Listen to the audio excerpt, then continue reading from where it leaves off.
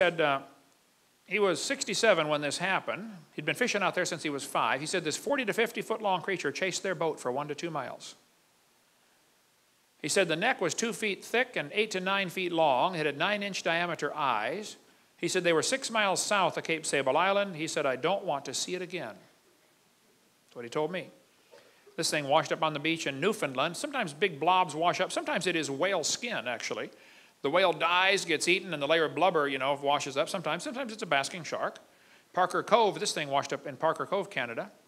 I talked to many folks who said they saw it. A lot of people went and analyzed it. I don't think it's ever positively determined what it is. It might have been a basking shark, but nobody knows positively. But it's gone. People cut pieces off it. The vertebrae do tend to look like shark vertebrae instead of any other kind.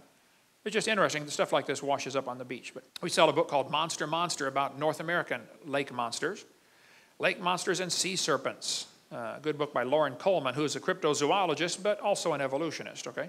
I interviewed Jacques Boivet for 3 hours. He collects sightings of the Lake Memphremagog creature between Vermont and Quebec, Canada.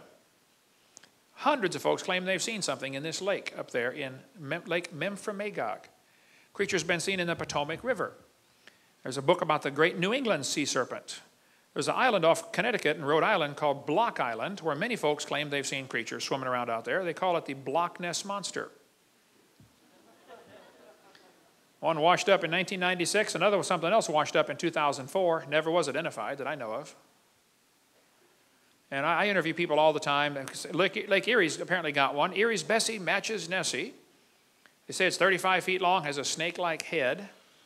It's in the newspaper once in a while about Lake Erie's monster. Okay, you can read all that for yourself. But a dead baby creature was found on the beach of Lake Erie. A guy took it home, stuffed it, and mounted it. He's a taxidermist.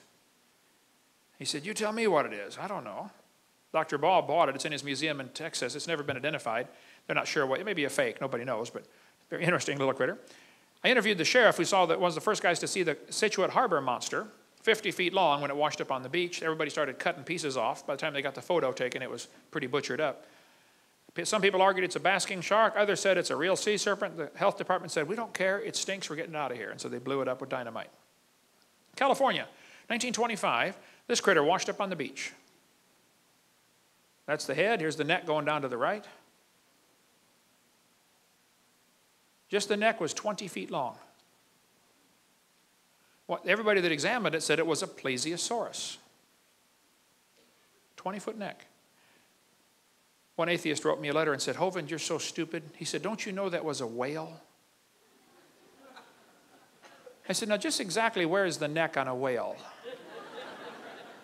Ought to be between the head and the flippers. He said, it's a rare form of Bard's beaked whale. Oh, it's pretty rare, all right, with a 20-foot neck. Duh. The people who saw it said it's a plesiosaurus. Why is that so hard to believe? You know why people resist explanations like that? It goes against their theory. They like the evolution theory because it gives them freedom from God. That's why they like that theory. And we could spend all day on cryptozoology stuff. I have studied this for years and love. I've interviewed now 100 people that claim they've seen a living dinosaur. In New York, 1969, the harbor police chased something much bigger than a whale upriver. Never did catch it.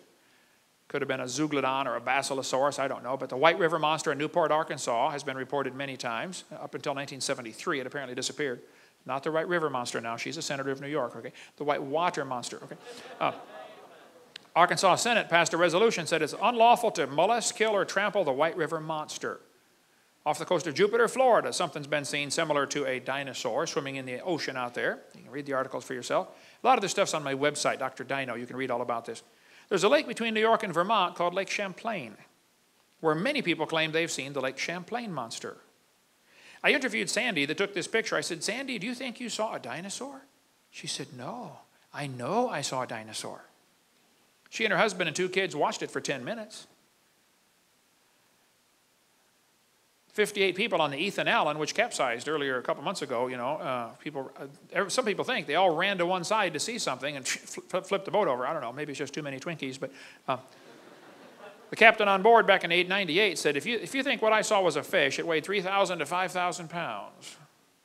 The Bible talks about the dragons of the waters. He shall slay the dragon that is in the sea. In Pensacola, where I live, 4 or 5 teenagers went scuba diving back in 1962. One survived the trip. Here's what he said. They were going out to this sunken ship in the Pensacola harbor called the Massachusetts, and here's what he said. I've got tons of stuff on this. He said, we were in an Air Force rescue raft bound for a sunken ship a few miles off the coast. Midway out, we were caught in a storm and dragged out to sea. When the storm cleared, we were in a dense fog. We began to hear strange noises like the splashing of a porpoise and a sickening odor like dead fish. The noise got closer to the raft, and I heard a loud hissing sound. Out in the fog, we saw what looked like a long pole about 10 feet high sticking up out of the water. On top was a bulb-like structure. It bent in the middle and went under. It appeared several more times, getting closer to the raft. The silence was broken once again by something out of the fog. I can only describe it as a high-pitched whine. We panicked. All 5 of us put on our fins and went into the water. Keep together and try for the ship, I yelled. After we got in the water, we got split up in the fog, and from behind I could hear the screams of my comrades one by one. I got a closer look at the thing just before my last friend went under. The neck was about 12 feet long, brownish green and smooth looking. The head was like a sea turtle, except more elongated. The eyes were green with oval pupils. I don't know how long it was before I heard a scream. It lasted maybe half a minute. Then I heard Warren call, hey, help me, it's got Brad. I've got to get out of here. His voice was cut off abruptly by a short cry. Brad, Warren, hey, where is everybody? I yelled back at the top of my lungs. Larry now swam with Eric and me. Warren and Brad were nowhere in sight. Right next to Eric, that telephone pole-like figure broke water. I could see the long neck and 2 small eyes. The mouth opened and it bent over. It dove on top of Eric, dragging him under. I screamed and began to swim past the ship. My insides were shaking uncontrollably. He drew a sketch of the thing that killed his friends. He said, I finally made it to the top of the ship and stayed there most of the night. Next morning, I swam to shore, was found by the rescue unit. That's the sketch Brian McCleary drew of what he saw that killed his 4 friends. I was speaking in Fort Walton Beach, Florida one time, and Valerie Bill came to me and said, Mr. Hovind, my stepson, Larry Bill, was one of the kids who was eaten. That story you are telling is correct. But the Pensacola News Journal said, after they interviewed him, they said, this is a beach town. You know, people come here to go swimming. We're not going to report that your friends got eaten by a dinosaur. We're going to report that they drowned. So that's what the newspaper said, 4 teenagers drowned. Panama City, there's been something seen there similar. Youth director at a Lutheran church told me his whole youth group was in the van and they saw a creature like that in Panama City Harbor. There have been many reports of dinosaurs still living. There could be some pterodactyls still alive. The natives call the animal the Congomato. If you're in Congo, in Kenya they call it Batamzinga. Steve Romandi was on the Kenya Olympic running team. He called me and said, he was going to school in Louisiana. He said, Mr. Hovind, I saw those creatures. He said, we've got them in my village in Kenya. He said, their favorite food is decaying human flesh. They dig up graves and eat the bodies. They kept talking about the Congomato. Well, we could cover dinosaurs still living for hours, but there have been lots of reports of pterodactyls still around. I get calls about this from people all the time, about pterodactyls being seen in Papua New Guinea or in Indonesia or in Venezuela. Wish we had time to cover all that, about all these pterodactyl sightings. Dave Wetzel went there and said, man, the natives kept talking about this flying ropin that glows in the dark over in Papua New Guinea. It lives on the island right there. So what's the point? You say, Brother Hovind, who cares? Yeah, I think there might be some dinosaurs still alive. And I think we have really been lied to about the dinosaurs. Now, I don't think there's many, and it's probably safe to go to the dorm, okay? Don't get excited.